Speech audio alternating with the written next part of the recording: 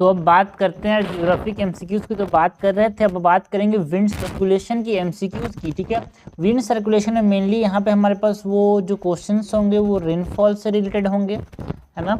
So due formation, है ना, चीज़ें जो है आपको समझ आती जाएगी। तो यहाँ पे आप समझना, शुरुआत से जो प्लेलिस्ट है उसके जो पहले वीडियो है वहाँ से स्टार्ट करना, 2x में देखना यार, ज़्यादा जल्दी है तो। ठीक है, उसके बाद यहाँ पे जो क्वेश्चंस हैं उसको समझना है, बिकॉज यहाँ पे क्वेश्चंस जो है वो एनसीईआरटी बेस्ड है। ठीक है, क्वेश्चंस जो आते हैं एनसीईआरटी बेस्ड ही आते हैं ज्योग्राफी में, मैक्सिमम क्वेश्चंस जो है, तो हमको समझना है कि इस प्रकार से क्वेश्चन सॉल्व करना है एनसीईआरटी के। फर्स्ट क्वेश्चन है, consider the following statement about the stratocumulus cloud. Strato means something like status. Status मतलब क्या होता है, लेयर, लेयर लाइक होंगे। एंड क्यूमुलस मतलब बल्की, बल्की क्लाउड। ठीक है, तो स्ट्रेटोक्यूमुलस, जहां भी क्यूमुलस आ जाए ना वो आप समझना कि ये बारिश कराएगा। ठीक है, सो स्ट्रेटोक्यूमुलस cloud they contribute or they contribute to hot house earth phenomena. देखो भाई, हॉट हाउस अर्थ फिनोमिना जो है उसको ये प्रिवेंट करते हैं। ठीक है, हॉट हाउस अर्थ फिनोमिना मतलब सन की राइट को बैक, मतलब सन राइट मतलब समझना, ये देखो ग्रीन हाउस इफेक्ट में क्या होता है, अंदर से यहाँ पे अंदर से बाहर, ये सपोज करो क्लाउड है तो ये बाहर जाने नहीं देते, बट ये जो स्ट्रेटोक्यूमुलस क्लाउड है सन की जो रेस है उसको बाहर भेज देते हैं, अंदर आने ही नहीं देते हैं। इसको बोलते हैं कि they prevent what, they prevent hot house phenomena. So contribute बोल रहा है, no, they prevent. This cloud are spread over 80% of the sub tropical oceans. देखो भाई, स्ट्रेटोक्यूमुलस क्लाउड जो है वो 20% of the sub tropical oceans में देखने को मिलते हैं। सो दिस इज इनकरेक्ट यार, हमसे करेक्ट पूछा जा रहा है, करेक्ट कोई सा भी नहीं है, नाइदर 1 नॉट 2। आगे बढ़ते हैं भाई, क्वेश्चन नंबर 2 देखते हैं। Consider the following statement about due formation. हमको बात किसकी करनी है, ड्यू फॉर्मेशन की बात करनी है, हमसे करेक्ट पूछा जा रहा है। ड्यू फॉर्मेशन के बारे में करेक्ट पूछा जा रहा है। ड्यू फॉर्मेशन कब होता है, when water in the atmosphere reaches due point temperature. जो एटमॉस्फेयर में जो वाटर है जब वो ड्यू पॉइंट टेम्परेचर है फिर उससे कम चला जाता है तो ड्यू का फॉर्मेशन होता है। ठीक है,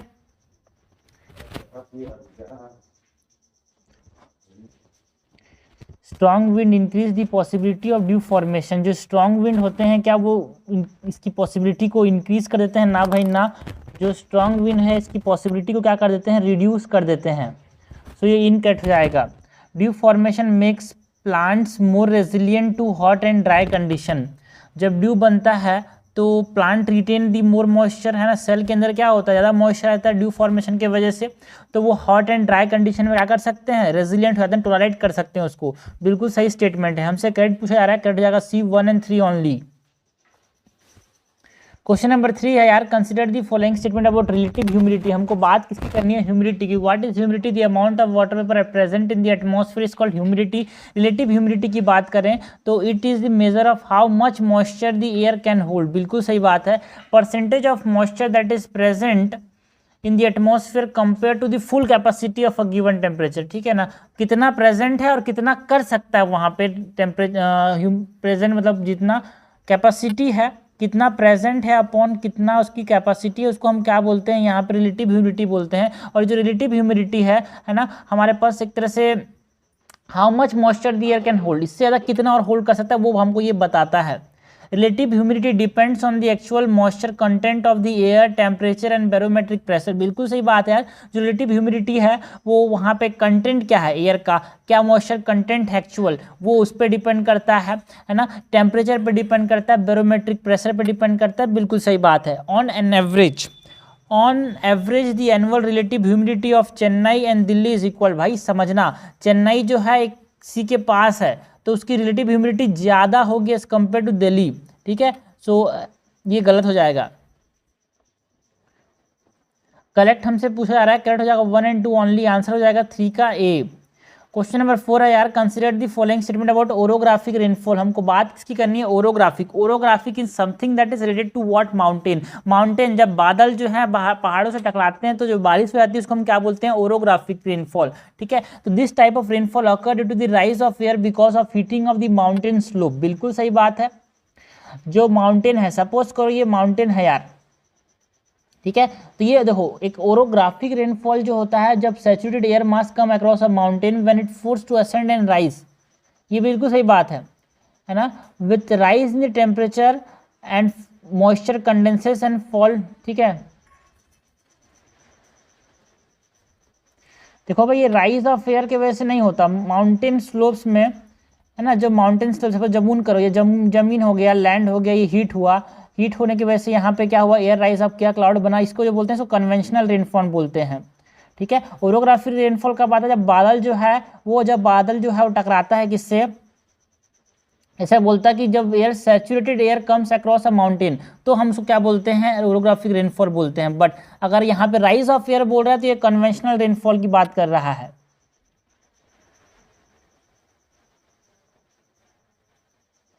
ओरोग्राफिक रेनफॉल क्या होता है, जब सैचुरेटेड एयर जो है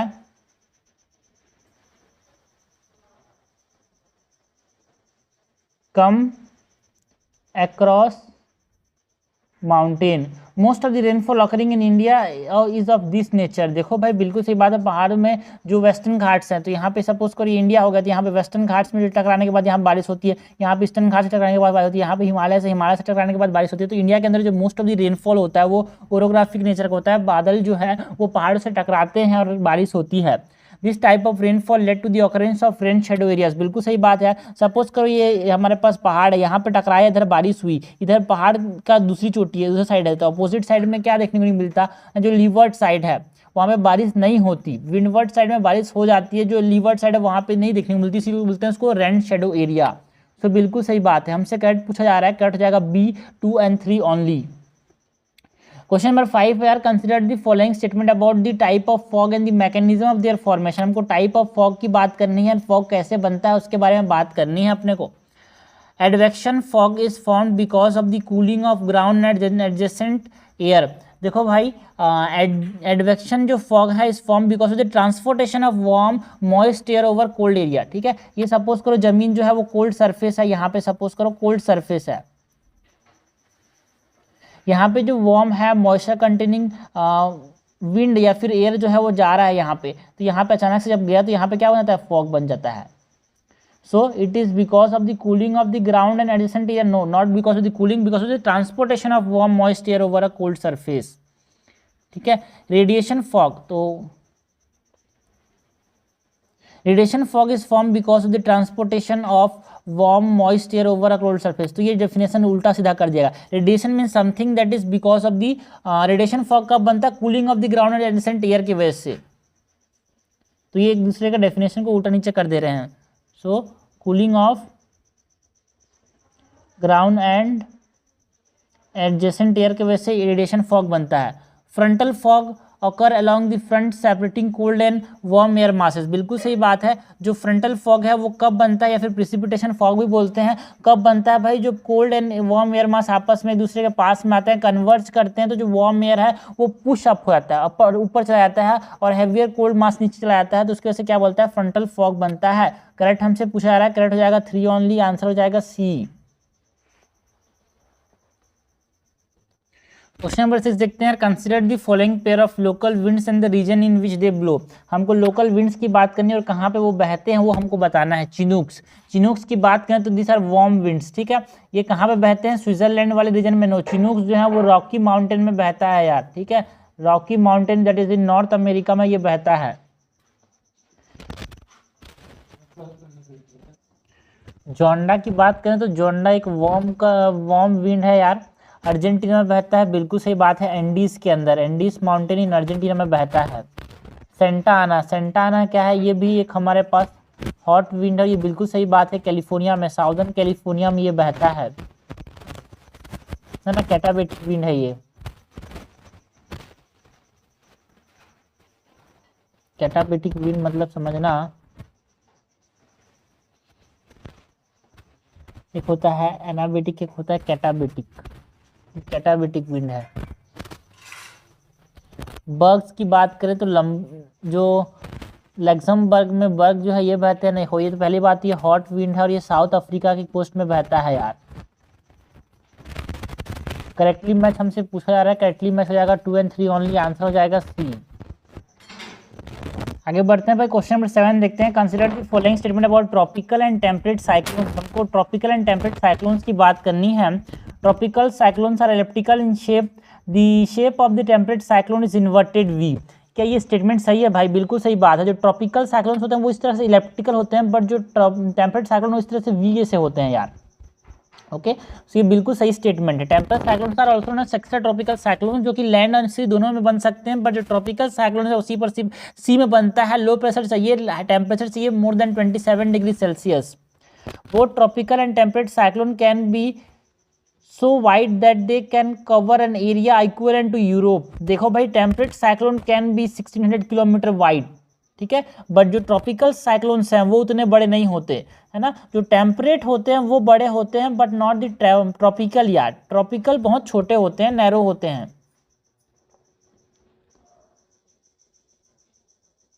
temperate can cover an area up to और equivalent to area that is around 1600 kilometres. Tropical cyclones can originate over land and sea, but temperate cyclone can originate over land only or only over the land। गलत बात है यार। Tropical जो है वो only on the sea, but temperate जो है वो sea plus land दोनों में। तो करेक्ट हमसे पूछा जा रहा है, करेक्ट हो जाएगा A1 only। क्वेश्चन नंबर 8 है which of the following statement about trade wind is correct. हमको बात किसकी करनी है? ट्रेड विंड के बारे में करेक्ट पूछा जा रहा है। They generally blow in upper atmosphere at the altitude of 8 to 15 kilometre. जो ट्रेड विंड है वो हाई एल्टीट्यूड में बहते हैं क्या? ना भाई ना, ये थोड़े से नीचे बहते हैं। हाई एल्टीट्यूड में जो बहने वाले विंड्स को हम क्या बोलते हैं? जेट स्ट्रीम्स बोलते हैं, है ना।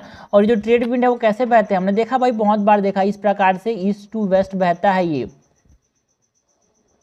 ठीक है। ये इंपॉर्टेंट है, डायरेक्शन जो है ईस्ट टू वेस्ट है। एंड ये अपर एटमॉस्फेयर में नहीं बहते भाई, ये 300 to 500 फीट में बहता है, दैट इज अराउंड 1 किलोमीटर्स, ठीक है। They blow from an equatorial high pressure to the sub tropical low pressure belt. बिल्कुल सही बात है। इक्वेटोरियल नहीं, इक्वेटोरियल हाई प्रेशर बेल्ट नहीं होता, इक्वेटोरियल लो प्रेशर बेल्ट होता है यार, ठीक है। Sub tropical high pressure belt से इक्वेटोरियल लो प्रेशर बेल्ट तक जाता है ये। They are associated with heavy rainfall near the equator. जो ट्रेड विंड्स हैं, बिल्कुल सही बात है कि ये बारिश कराते हैं क्या? इक्वेटर के पास, बिकॉज ये क्या करते हैं? मॉइस्चर लेडन विंड जो क्लाउड्स हैं उसको वो लेके आते हैं और बारिश कराते हैं इक्वेटर के पास। बिल्कुल सही बात है। क्वेश्चन नंबर 9 है consider the following statement about westerlies. Westerlies को वेस्टर्लीज क्यों बोल रहे हैं? बिकॉज ये वेस्ट से बहते हैं ईस्ट की तरफ। तो अभी हमने देखा ना भाई, इस प्रकार से ये लो होता है, फिर हाई होता है, फिर हाई होता है, फिर लो होता है। तो हाई से लो इस प्रकार से ये ट्रेड विंड्स बह गए, है ना। बीच में क्या? Intertropical convergence zone which is equatorial low pressure zone, ठीक है। तो ये हो गया हमारे पास क्या हो गई? ये ट्रेड विंड्स। उसके बाद यहाँ पे वेस्ट टू ईस्ट क्या बहता है भाई? वेस्ट टू ईस्ट क्या बहता है यहाँ पे? ये है वेस्टर्लीज, ओके। तो क्या बोल रहा है? They blow from sub tropical low pressure belt. No, they blow from sub tropical high pressure belt to the sub polar low pressure belt, ठीक है। तो ये उल्टा बोल रहा है। They have considerable influence over the British type of climate. बिल्कुल सही बात है यार, क्योंकि यहाँ पे ब्रिटिश, यहाँ पे यूरोप वाली रीजन है, तो इन पे यहाँ पे इन्फ्लुएंस करता है। बिकॉज वेस्टर्लीज जो है वो एक तरह से बारिश कराता है year round. Westerlies in the southern hemisphere are stronger and more constant in direction. देखो भाई, बिल्कुल सही बात है, बिकॉज वहाँ पे ज़्यादा बारिश है, पानी ज़्यादा है, वाटर ज़्यादा है साउदर्न हेमिस्फीयर में, ठीक है। एंड इसकी वजह से क्या होता है? साउदर्न हेमिस्फीयर में उतना क्लाउडी कंडीशन नहीं है, उसकी वजह से ज़्यादा स्ट्रांग होता है। बिल्कुल सही बात है। करेक्ट हमसे पूछा जा रहा है, करेक्ट हो जाएगा यहाँ पे 2 and 3 ओनली, आंसर हो जाएगा बी। क्वेश्चन नंबर 10 है which of the following is are the reason of a great number of cyclones on the eastern coast of India then the western coast. जो eastern coast है, मतलब जो हमारे पास बे of Bengal वाले reason है, वहाँ पे साइक्लोन्स ज़्यादा हैं अरेबियन सी वाले रीजन से, that is the western coast. क्यों? उसका रीजन हमसे पूछा जा रहा है। Relative temperature difference between Bay of Bengal and Arabian Sea, कि जो टेम्परेचर डिफरेंस है वो ज़्यादा है भाई, मतलब बे ऑफ बंगाल में टेम्परेचर ज़्यादा है, बिकॉज साइक्लोन्स के फनने के लिए टेम्परेचर ज़्यादा चाहिए, 27 डिग्री सेल्सियस ज़्यादा। तो वो ज़्यादा कहाँ पे? बे ऑफ बंगाल में। बिल्कुल सही है। इसी के लिए यहाँ पे बे ऑफ बंगाल में ज़्यादा टेम्परेचर देखने को मिलता है, इसीलिए यहाँ पे ज़्यादा साइक्लोन्स बनते हैं क्या? बिल्कुल सही बात है। Typhoons of Pacific ocean. देखो भाई, टाइफून्स कहाँ पे बोलते हैं? टाइफून्स बोलते हैं इन दी चाइना, इन दी जापान, इन दी फिलीपींस। तो उस वहाँ पे जो टाइफून्स आते हैं वहाँ पे जो साइक्लोन्स आते हैं वो इस प्रकार से यहाँ पे इधर से आके बे ऑफ बंगाल में आ जाते हैं, इसीलिए जो वेस्टर्न कोस्ट है वहाँ पे कम देखने को मिलता है, जो ईस्टर्न कोस्ट है वहाँ पे ज़्यादा देखने को मिलता है। ड्रेनेज ऑफ रिवर जो है वो भी क्या करते हैं, बिकॉज ड्रेनेज ऑफ रिवर से क्या होता है, जो हीट है ना, बिकॉज यहाँ पे क्या होता है, हायर सैलिनिटी देखने को मिलती है। कहाँ पे सैलिनिटी हायर, कहाँ पे अरेबियन सी में, सैलिनिटी कम है कहाँ पे, बे ऑफ बंगाल में।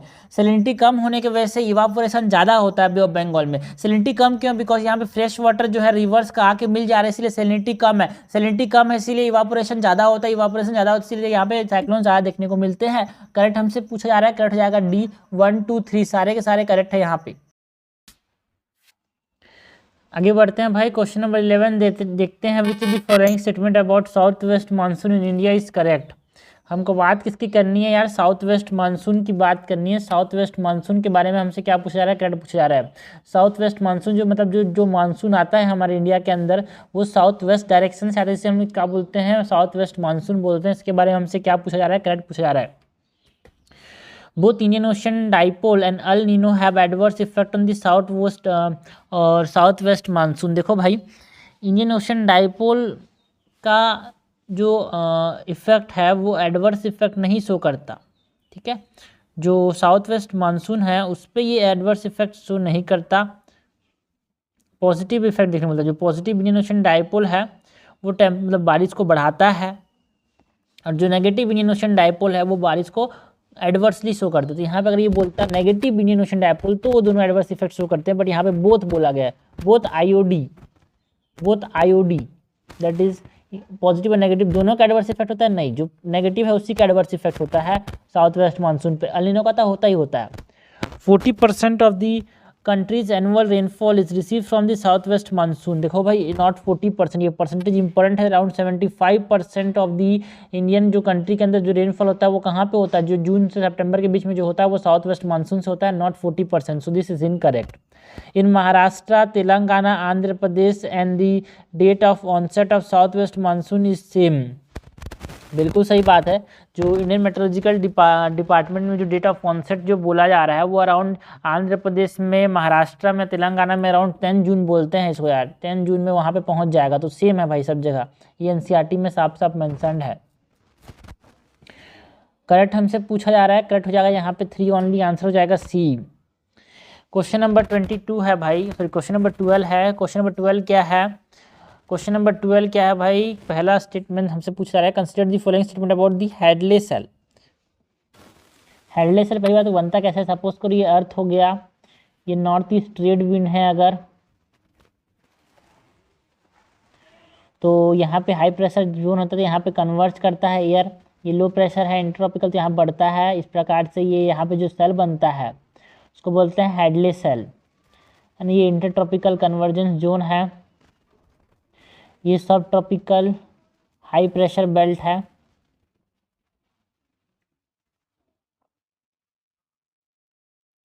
यहाँ भी एक हेडले सेल बनता है भाई। तो क्या पूछा रहा है, इसी हेडले सेल के बारे में पूछा रहा है। हेडले सेल बनता है, फिर फेरल सेल बनता है, फिर पोलर सेल बनता है।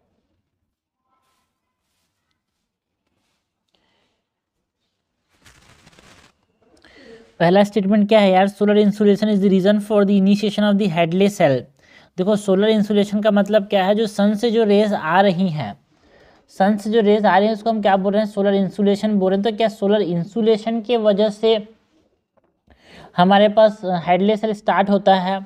बिल्कुल सही बात है यार, जो अनइवन सोलर हीटिंग होती है डिफरेंट लैटिट्यूड में अराउंड द इक्वेटर, जिसकी वजह से यहाँ पे राइज करता है, वही स्टार्ट करता है किसको, हेडले सेल को।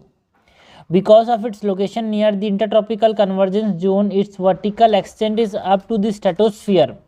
क्या जो हेडले सेल है उसका वर्टिकल एक्सटेंट स्ट्रेटोस्फीयर तक जाता है, ना भाई ना, इसका जो वर्टिकल एक्सटेंट है वो ट्रोपोस्फीयर तक जाता है।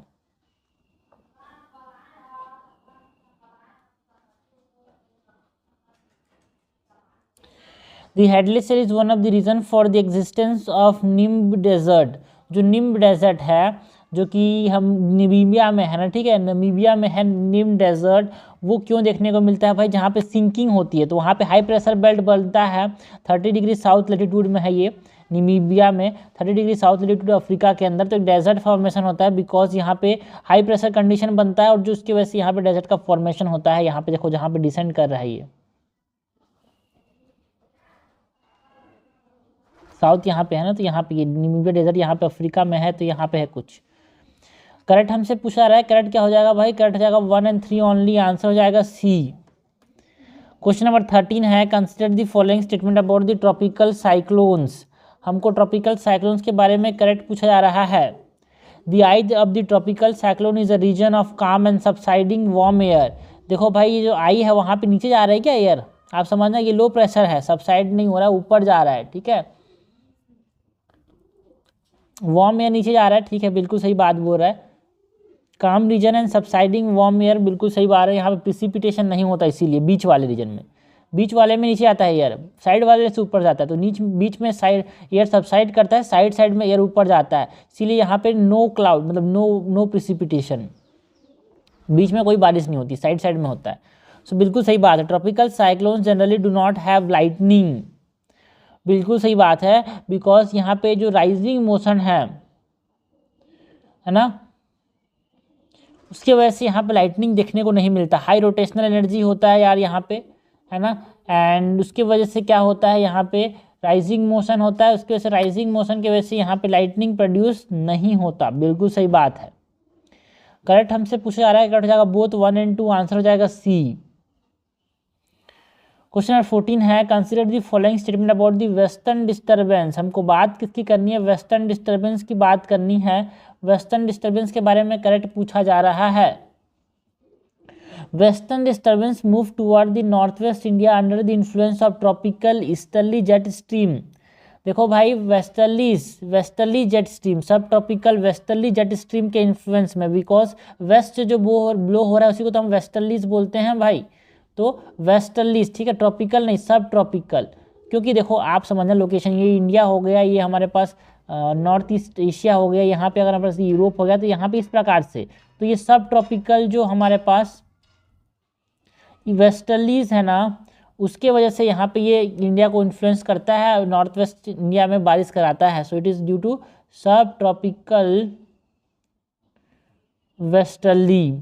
दे usually get moisture from Mediterranean Atlantic Ocean, बिल्कुल सही बात है, मेडिटेरियन ओशन, यहाँ पे मेडिटेरियन ओशन वहाँ से मॉइस्चर लाता है, इसकी वजह से बारिश कराता है, अटलांटिक ओशन से भी लाता है।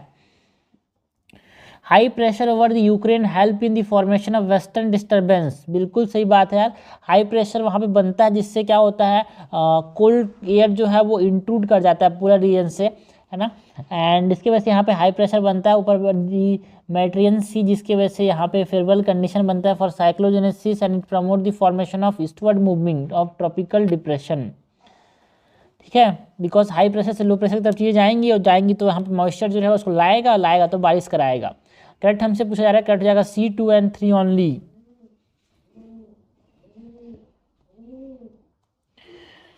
क्वेश्चन 15 क्या पूछ रहा है यार, which is the following statement with reference to omega block is correct. हमसे ओमेगा ब्लॉक के बारे में करेक्ट पूछा जा रहा है, तो ये ओमेगा ब्लॉक है क्या भाई, ओमेगा ब्लॉक क्या है, एक एरिया है ना, मतलब हाई प्रेशर का एरिया जब सैंडविच हो जाता है दो लो प्रेशर के बीच के एरिया में, तो उसको हम क्या बोलते हैं, ओमेगा ब्लॉक। सपोज करो एक हाई प्रेशर का एरिया है, ये साइड से लो प्रेशर के एरिया में दब के रख गया, तो इसको हम क्या बोलते हैं, ओमेगा ब्लॉक, ठीक है। Warm air is found under the high and cool and stormy weather देखने को मिलता है अदर साइड में, यहाँ पे वार्म एयर हो जाएगा, लो प्रेशर तो warm air.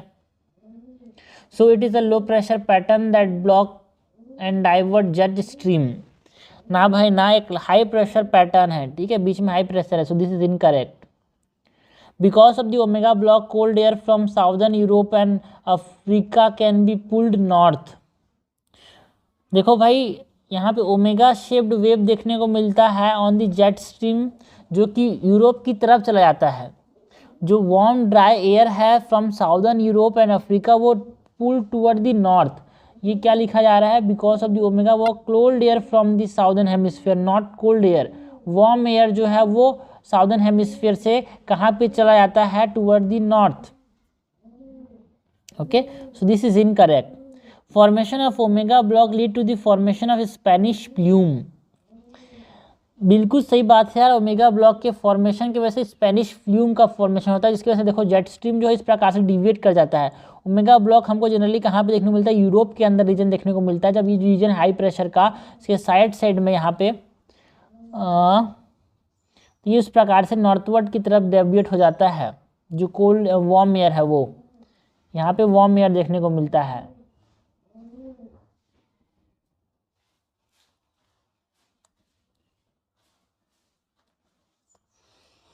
Formation of omega block led to the formation of Spanish plume, बिल्कुल सही बात है। स्पेनिश फ्लूम मतलब एक वेरी वार्म एयर जो कि ऊपर की तरफ जा रहा है नॉर्थवर्ड, कहाँ से भाई, स्पेन से टूवर्ड द यूके, एंड इससे क्यूमुलोनिम्बस क्लाउड का फॉर्मेशन होता है और हैवी रेन होता है। तो ये सही स्टेटमेंट है। क्वेश्चन नंबर 16 की बात करते हैं। Consider the following statement about the effect of El Nino. El Nino की बात करते हैं, इंडिया में सूखा पड़ता है, कम बारिश होती है, मेन चीज ये ध्यान रखना है। It result in dry condition and forest fire in Australia and Indonesia, बिल्कुल सही बात है। इंडिया और ऑस्ट्रेलिया का सेम इफेक्ट पड़ता है यहाँ पे, इंडिया और ऑस्ट्रेलिया का सेम इफेक्ट पड़ता है। ये देखो ये ट्रिक्स हैं यार जो कि आपको समझने चाहिए, कैसे सॉल्व करना है क्वेश्चन को, है ना। कॉन्सेप्ट अलग चीज़ है और एमसीक्यू सॉल्व करने का तरीका अलग होता है। Fewer hurricanes over the Atlantic ocean, Caribbean sea and gulf of Mexico. आप समझना भाई, ये नॉर्थ अमेरिका हो गया, है ना, ये अपने पास साउथ अमेरिका हो गया, ये ऑस्ट्रेलिया, इसमें सूखा पड़ रहा है, ड्राई हो रहा है। तो यहाँ बारिश हो रही है कहाँ पे, पेरू के कोस्ट में, ठीक है, पेरू के कोस्ट में यहाँ पे बारिश हो रही है। तो इसकी वजह से यहाँ पे इस रीजन में हमारे पास that is the Atlantic Ocean, hurricanes, Caribbean Sea, Gulf of Mexico में यहाँ पे क्या देखने को मिल सकता है, बारिश की वजह से यहाँ पे हरिकेन्स देखने को मिल सकते हैं। क्या, बिल्कुल देखने को मिल सकते हैं, है ना। Bleaching of coral in the Lakshadweep island, समझना भाई।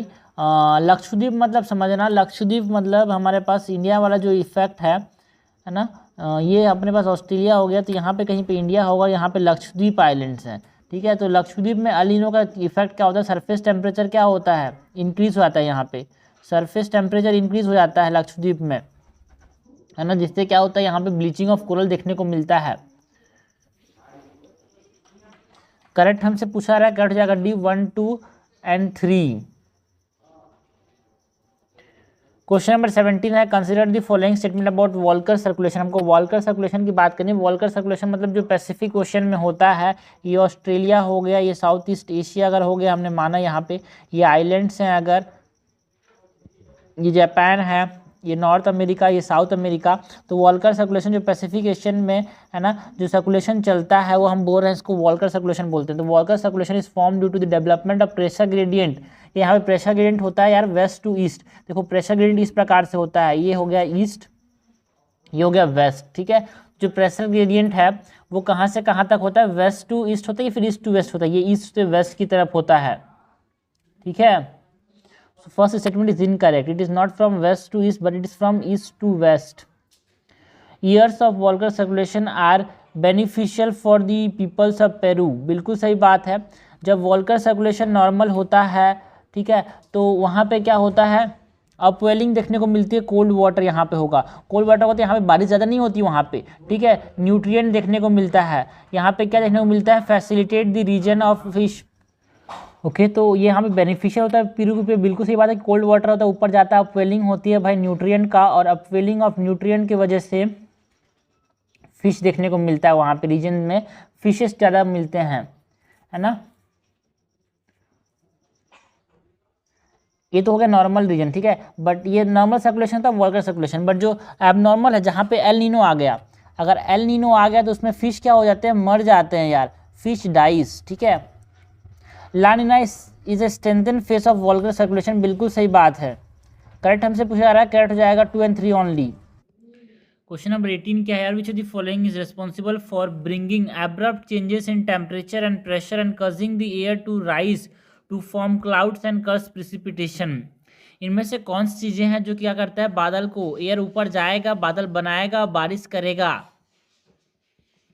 कौन सी चीज करता है, ये हमसे पूछा जा रहा है। कोरियोलिस फोर्स करता है क्या एब्रप्ट चेंज, ना भाई ना। जियोस्ट्रॉफिक विंड, ना। ऑक्लूडेट फंड, ऑक्लूडेट फंड का मतलब क्या आप समझना भाई, ऑक्लूडेट फंड्स ऐसे फंड्स होते हैं, है ना, एक तरह से यहाँ पे जो ऑक्लूडेट फंड है बिटवीन 2 एयर मासेस एक और फंड आ गया, ठीक है, उसको बोलते हैं ऑक्लूडेट फंड, ठीक है। मिड एल्टीट्यूड में ऑलरेडी यहाँ पे देखने को मिलता है ये, है ना। सो स्टीप देखो एब्रप्ट चेंज देखने को मिलता है इसकी वजह से, जिसके बादल बनता है और बारिश होती है यार। ओके, ऑक्लूडेड फ्रंट कैसे फ्रंट्स होते हैं, है ना, जब air mass fully lifted above the land surface, उसको हम क्या बोलते हैं, ऑक्लूडेड फ्रंट बोलते हैं। ठीक है, एक फ्रंट जो होता है वो हमारे पास चार तरह के फ्रंट होते हैं, एक होता है cold front, warm front, stationary front and occluded front. ठीक है, तो जो ऑक्लूडेड फ्रंट है वो ना जब लैंड सरफेस से एयर मास अचानक से उठ जाता है, fully lifted above the land surface, उसको ऑक्लूडेड फ्रंट बोलते हैं, जिसकी वजह से बारिश होती है, टेम्परेचर एंड प्रेशर चेंज होते हैं यार। ठीक है, क्वेश्चन नंबर 19 है, which of the following condition tropical cyclones are formed and intensified? इसमें से कौन कौन से कंडीशन में ट्रॉपिकल साइक्लोन्स बनते और इंटेंसीफाई होते हैं, हमसे करेक्ट पूछा जा रहा है। ठीक है, तो सबसे पहले तो अगर हम बात करें कि यार जो कोरियोलिस फोर्स है, तो कोरियोलिस फोर्स के वजह से बिल्कुल सही बात है यार। देखो इक्वेटर में साइक्लोन्स नहीं बनते बिकॉज वहाँ पे कोरियोलिस फोर्स जीरो है, तो प्रेजेंस ऑफ कोरियोलिस फोर्स बहुत जरूरी है यहाँ पे, है ना।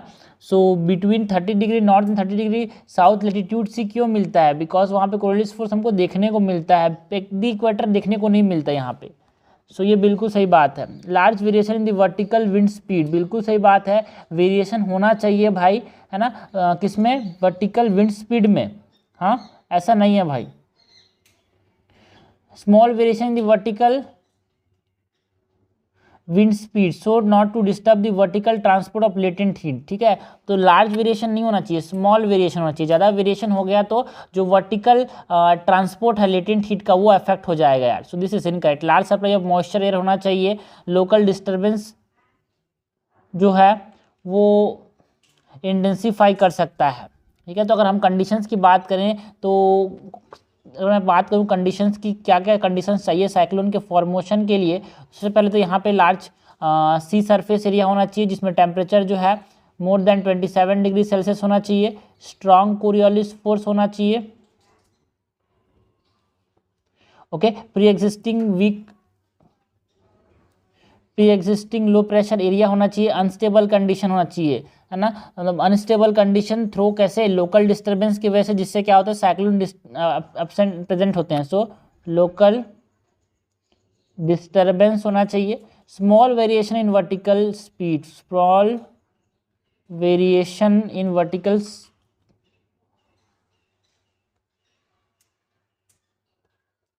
Wind and pre existing low pressure area तो हमने देखा है। अपर डाइवर्जेंस भी यहाँ पे जरूरी होता है। ठीक है, तो 5 कंडीशन साइक्लोन फॉर्मेशन में बहुत जरूरी रोल प्ले करते हैं। करेक्ट हमसे पूछा जा रहा है, करेक्ट हो जाएगा B1, 3 एंड 4। क्वेश्चन नंबर 20 है, the pattern of planetary winds depend upon which of the following factor. जो पैटर्न है प्लैनेटरी विंड का वो किसके ऊपर डिपेंड करता है। प्लैनेटरी विंड्स मतलब हम बात करें अगर हम ट्रेड विंड्स की, ईस्टर्लीज की, वेस्टर्लीज की, वो सब चीज़ की बात करें तो डिपेंड्स ऑन व्हाट, किस चीज़ें पे डिपेंड करता है। कोरियोलिस फोर्स पे डिपेंड करता है, रोटेशन ऑफ अर्थ पे डिपेंड करता है, इमर्जेंस ऑफ प्रेशर बेल्ट्स पे डिपेंड करता है यार, है ना, माइग्रेशन ऑफ द बेल्ट से डिपेंड करता है, distribution of continent and ocean पे डिपेंड करता है, लैटिट्यूडनल वेरिएशन पे डिपेंड करता है। सो ये करेक्ट हो जाएगा हमारे पास डी। क्वेश्चन नंबर 21 देखते हैं यार, consider the following statement about due formation. हमको बात किसकी करनी है, ड्यू फॉर्मेशन की बात करनी है। ओके, सो सबसे पहला स्टेटमेंट क्या है यार, in the process of due formation it is necessary that due point is above the freezing point. बिल्कुल सही बात है यार, तभी ड्यू बनेगा। अगर फ्रीजिंग पॉइंट ज़्यादा हुआ ड्यू फॉर्मेशन तो जम जाएगा ना। So due formation should be, due point should be more than the freezing point, तो फ्रीज नहीं होगा वो। ठीक है, वो फ्रीज नहीं होगा, वो ड्यू बन जाएगा, तभी जाके क्या होगा, ड्यू फॉर्मेशन होगा। बिल्कुल सही बात है। The ideal condition for the formation of white frost are the same as those of dew formation। देखो क्या ये स्टेटमेंट सही है भाई, बिल्कुल सही बात है। Frost form at cold surface, ठीक है, जहाँ पे कंडेंसेशन होता है below freezing point, that is 0 degree Celsius से भी नीचे अगर कंडेंसेशन हो रहा है, इससे नीचे भी अगर कंडेंसेशन हो रहा है तो क्या बनता है, फ्रॉस्ट बनता है। क्या बनता है, फ्रॉस्ट बनता है। And the ideal condition for frost formation are same as the dew formation. बिल्कुल सही बात है ना। Deposition of excessive moisture, it means that जो ड्यू पॉइंट है is at or below the freezing point. अगर ड्यू फॉर्मेशन फ्रीजिंग पॉइंट से नीचे है अगर, या फिर फ्रीजिंग पॉइंट के जितना है तो फ्रॉस्ट बन जाता है। एंड एक्सेसिव मॉइस्चर देखने को मिलता है in the form of minor ice crystal instead of water droplet. ठीक है, वाटर ड्रॉपलेट तो उसको ड्यू फॉर्मेशन बोल दिया, बट वहाँ पे आइस क्रिस्टल बन जाता है, इसको बोलते हैं फ्रॉस्ट। तो दोनों कंडीशन सेम है, condition is ideal for the formation of white frost और जो ड्यू है दोनों का सेम होता है, एक्सेप्ट क्या है, एक बात ये है कि जो एयर टेम्परेचर है ना मस्ट बी लो और below the freezing point, air का टेम्परेचर कम होना चाहिए फ्रॉस्ट फॉर्मेशन से, नहीं तो वो बर्फ कैसे बनेगा। सो दिस इज करेक्ट, हमसे करेक्ट पूछा जा रहा है, करेक्ट हो जाएगा बोथ 1 and 2, आंसर हो जाएगा सी। क्वेश्चन नंबर 22 है, consider the following statement regarding El Nino. El Nino मतलब भारत में सूखा पड़ेगा, ऑस्ट्रेलिया में सूखा पड़ेगा, बारिश कहाँ होगी, पेरू में। एक लाइन में सबसे इंपॉर्टेंट ये है यार, the warm water of the Pacific central Pacific replace the cool Peruvian current. ठीक है, तो सपोज करो ये हमारे पास ऑस्ट्रेलिया हो गया, ये हमारे पास नॉर्थ अमेरिका, ये साउथ अमेरिका, तो the warm water of central Pacific, central Pacific में जो वार्म वाटर है replaces the cold Peruvian current. क्या ये स्टेटमेंट सही है भाई, क्या ये स्टेटमेंट सही है? बिल्कुल सही बात है ना, क्योंकि यहाँ पे जो वार्म वाटर है वो क्या करता है, टुवर्ड द साउदर्न पैसिफिक, मतलब जो वार्म वाटर है टुवर्ड द साउथ अमेरिका चला जाता है, तो जो कोल्ड पेरुवियन करंट है उसको रिप्लेस कर देता है। सेंट्रल पैसिफिक में जो वार्म वाटर है is replace by the cold Peruvian current, यहाँ पे कोल्ड पेरुवियन करंट आ जाता है ना, इसीलिए तो यहाँ पे वार्म करंट यहाँ पे चला गया, वार्म वाटर यहाँ पे चला गया, तो यहाँ पे बादल बनते हैं, यहाँ पे बारिश होती है एल नीनो कंडीशन में। Heavy rainfall is seen along the arid west coast of South America, बिल्कुल सही बात है, जो सूखा वाला रीजन है एरिड वेस्ट कोस्ट है ना, वहाँ पे बारिश मिलती है अपने को। During El Nino the usual upwelling of cold nutrient rich deep ocean water is significantly reduce, बिल्कुल सही बात है, रिड्यूस हो जाता है, इसीलिए फिश मर जाते हैं, इसीलिए एल नीनो के साथ बहुत सारे मरी हुई मछलियाँ कोस्ट में देखने को मिलती है यार।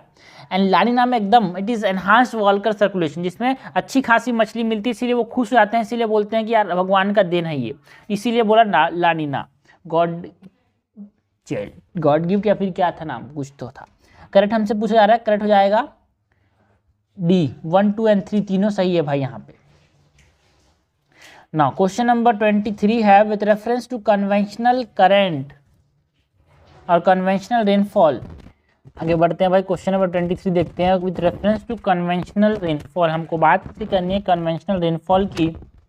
कंसिडर द फॉलोइंग स्टेटमेंट, हमसे करेक्ट पूछा जा रहा है, such rain are common in the hotter parts of the day, बिल्कुल सही बात है। कन्वेंशनल रेनफॉल में क्या होता है, जो हवा है वो गर्म होता है, लाइट होता है, ऊपर जाता है, बादल बनता है और बारिश होती है, ये है कन्वेंशनल रेनफॉल। ये जहाँ पे देखने को मिलता है जहाँ पे गर्म जगह होता है। Such rain occur when a saturated air mass come across a mountain. It is forced to ascend and as it rises and expand, temperature falls. ये जो है ना माउंटेन के साथ जो एसिड रेनफॉल होता है उसको हम बोलते हैं ओरोग्राफिक रेनफॉल। कौन सा रेनफॉल, ओरोग्राफिक या फिर ओरोजेनिक रेनफॉल। तो ओरोग्राफिक रेनफॉल जो होता है that is rain due to mountain, कोई रास्ते में बादल के रास्ते में कोई पहाड़ आ गया तो बारिश जो होती है उसको हम बोलते हैं ओरोग्राफिक रेनफॉल, बिकॉज अचानक से वो बादल ऊपर जाता है, बारिश हो जाती है, सचुरेट हो जाता है ये, इसलिए।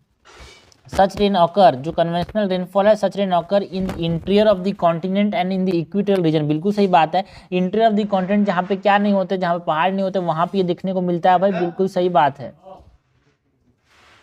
करेक्ट हमसे पूछा जा रहा है, करेक्ट हो जाएगा यहाँ पे 1 and 3 ओनली, आंसर हो जाएगा 23 का सी। 24 नंबर क्वेश्चन है, consider the following statement regarding local winds. हमको बात किसकी करनी है, लोकल विंड्स की, जो कि लोकली बहते हैं।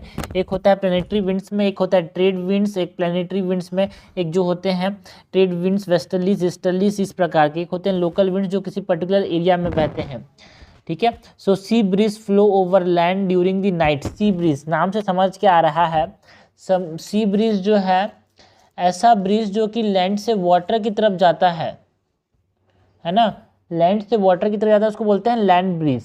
एंड जो सी से लैंड की तरफ आ रहा है, तो ओरिजिन जहां से होता है ना उसके बेसिस में यहाँ पे नाम होता है। सी breeze flow over land during night whereas land breeze flow during the day. देखो भाई, लैंड ब्रीज जो है वो कब बहता है, सी ब्रीज तो समझ आ गया, सी से कहाँ की तरफ जाएगा, लैंड की तरफ जाएगा, है ना। एंड जो सी ब्रीज है ना, या फिर जो लैंड ब्रीज है, है ना, वो सी ब्रीज जो है वो डे के समय बहता है, सी ब्रीज जो है वो डे के समय बहता है ना, एंड लैंड ब्रीज जो है वो नाइट के समय बहता है। बिकॉज आप समझना, समर के सीजन की बात करें तो समर सीजन में क्या होगा, हॉट समर सीजन है तो लैंड गर्म होगा, लैंड क्या होगा, गर्म होगा, तो सी से ठंडी ठंडी हवा कहाँ पे आएगी, लैंड में आएगी, उसको क्या बोलेंगे, सी ब्रीज। सो सी ब्रीज जो है वो लैंड के समय बहता है, तो ये इनकरेक्ट है भाई। Difference in the heating and cooling of earth surface is one of the factor responsible for the formation of local and regional wind. बिल्कुल सही बात है यार, डिफरेंस देखने को मिलता है हीटिंग में। ठंडी ज़्यादा जल्दी कौन सा ठंडा हो जाता है भाई, या फिर जल्दी कौन गर्म हो जाता है, लैंड गर्म हो जाता है, ठीक है। तो ये वार्म एयर होगा, यहाँ पे कोल्ड एयर होगा, कोल्ड एयर का प्रेशर ज़्यादा होता है, इसीलिए हाई प्रेशर से लो प्रेशर तक विंड ब्लो करता है ड्यूरिंग दी डे टाइम, इसी को हम क्या बोलते हैं, सी ब्रीज, ठीक है। और ये क्यों हो रहा है, बिकॉज पानी है जल्दी ठंडा हो जा रहा है, मतलब जो लैंड है वो जल्दी गर्म हो रहा है, इस प्रकार से। तो करेक्ट स्टेटमेंट हमसे पूछा जा रहा है, करेक्ट हो जाएगा बी टू ओनली। क्वेश्चन 25 है, which of the following statement is incorrect about extra tropical cyclones. Extra tropical cyclones के बारे में हमसे क्या पूछा जा रहा है, इनकरेक्ट पूछा जा रहा है। तो हमेशा आपको याद रखनी है, एक्स्ट्रा ट्रॉपिकल साइक्लोन ज़्यादा बड़े एरिया में काम करते हैं, पहली चीज़ है ना, लार्ज एरिया में ये जा सकता है, लाइक यूरोप के जितना बड़ा हो सकता है एक्स्ट्रा ट्रॉपिकल साइक्लोन्स जो है लार्ज एरिया, और ये लैंड और सी दोनों में ओरिजिनेट कर सकता है। But the tropical cyclones are they only originate over the sea. Extratropical cyclones are formed along the frontal polar front. तो क्या extratropical cyclones polar fronts के along बन सकते हैं भाई, बिल्कुल बन सकते हैं, ठीक है। एक्स्ट्राट्रॉपिकल साइक्लोन्स अफेक्ट स्मॉलर एरिया, ना भाई ना, ये लार्जर एरिया को अफेक्ट करता है, तो ये इनकरेक्ट हो जाएगा, हमसे इनकरेक्ट तो पूछा जा रहा है। Their movement is from west to east, बिल्कुल सही बात है, वेस्ट से ईस्ट की तरफ मूवमेंट शो करते हैं। सपोज करो इंडिया है, ये नॉर्थ ईस्ट एशिया है, ये यूरोप है, तो इस प्रकार से हमारे पास ये साइक्लोन्स का मूवमेंट देखने को मिलती है। इसलिए मेडिटेरियन सी में जो बादल है उसको ये लेके यहाँ पे बारिश कराता है यार। All of the above is correct, no, B is incorrect. Question number 26 है, which of the following area receive heavy rainfall over 200 centimetre per annum. साल में 200 सेंटीमीटर ज़्यादा बारिश कहाँ पे होती है, ये हमसे पूछा जा रहा है, ठीक है। कहाँ पे होती है, तो साल में 2200 से ज़्यादा सेंटीमीटर की बारिश, तो इक्वेटोरियल बेल्ट में बिल्कुल ज़्यादा बारिश होगा, बिकॉज कन्वेक्शन ज़्यादा होता है इक्वेटोरियल बेल्ट में, कन्वेक्शन ज़्यादा होगा तो यहाँ पे बारिश ज़्यादा होगी, है ना। Coastal area of the continent, बिल्कुल सही बात है, कोस्टल एरिया में क्या होगा, मॉइस्चर लेडेन जो क्लाउड्स हैं उसको बादल जो विंड है वो जाके लाएंगे और बारिश ज़्यादा होगी यार।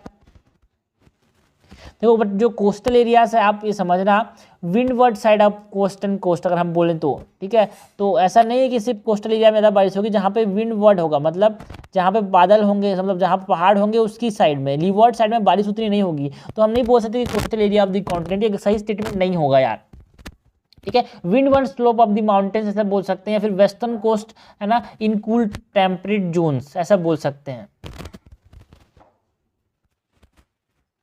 Second is incorrect, western coast in cool temperate zone, बिल्कुल सही बात है। कूल टेम्परेट जोन में जो वेस्टर्न कोस्ट होते हैं वो ज़्यादा हमारे पास बारिश शो करते हैं यार। लाइक एग्जांपल के तौर पे मेडिटेरियन सी वाला रीजन, करेक्ट हमसे पूछा जा रहा है,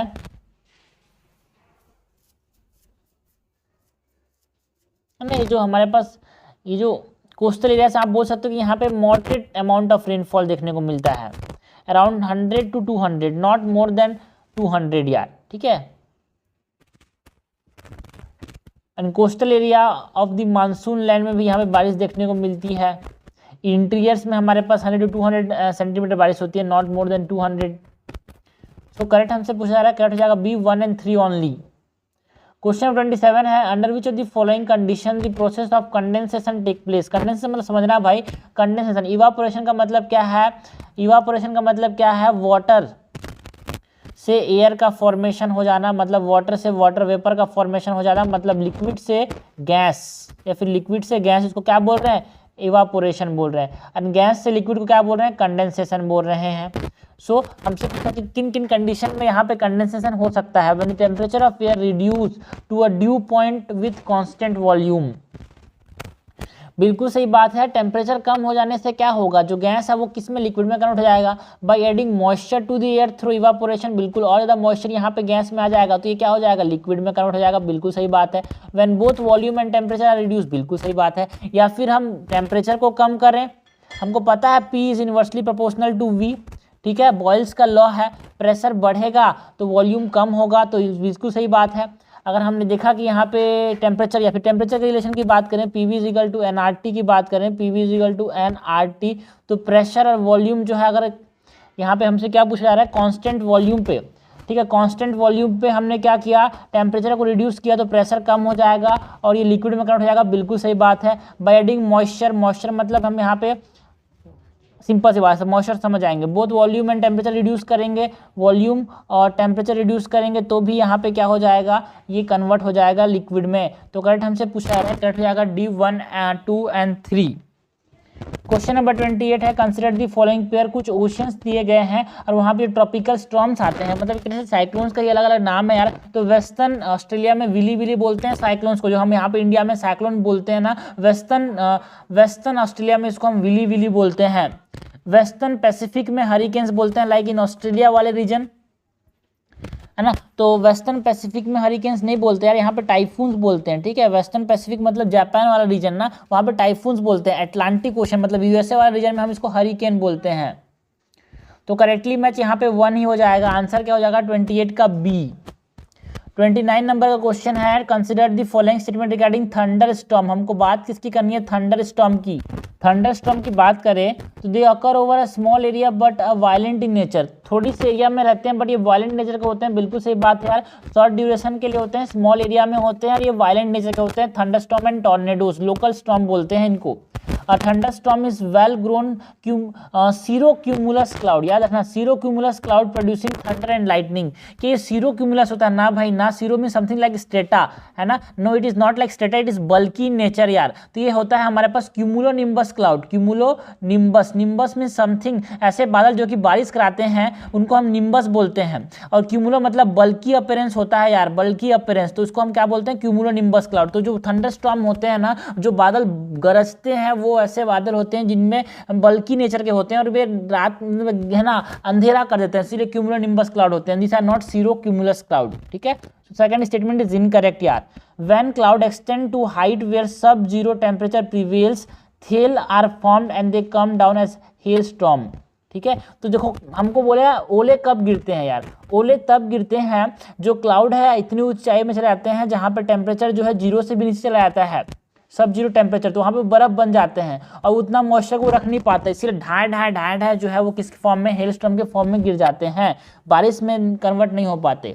करेक्ट हमसे पूछा जा रहा है, करेक्ट क्या हो जाएगा 1 and 3 ओनली, आंसर हो जाएगा A। क्वेश्चन नंबर 30 है यार, consider the following statement regarding Coriolis force. हमेशा कोरियोलिस फोर्स का क्वेश्चन आता है आपके दिमाग में, पहली चीज जो आनी चाहिए जो एग्जाम में हमसे बार पूछा जाता है, इक्वेटर पे कोरियोलिस फोर्स 0 होता है।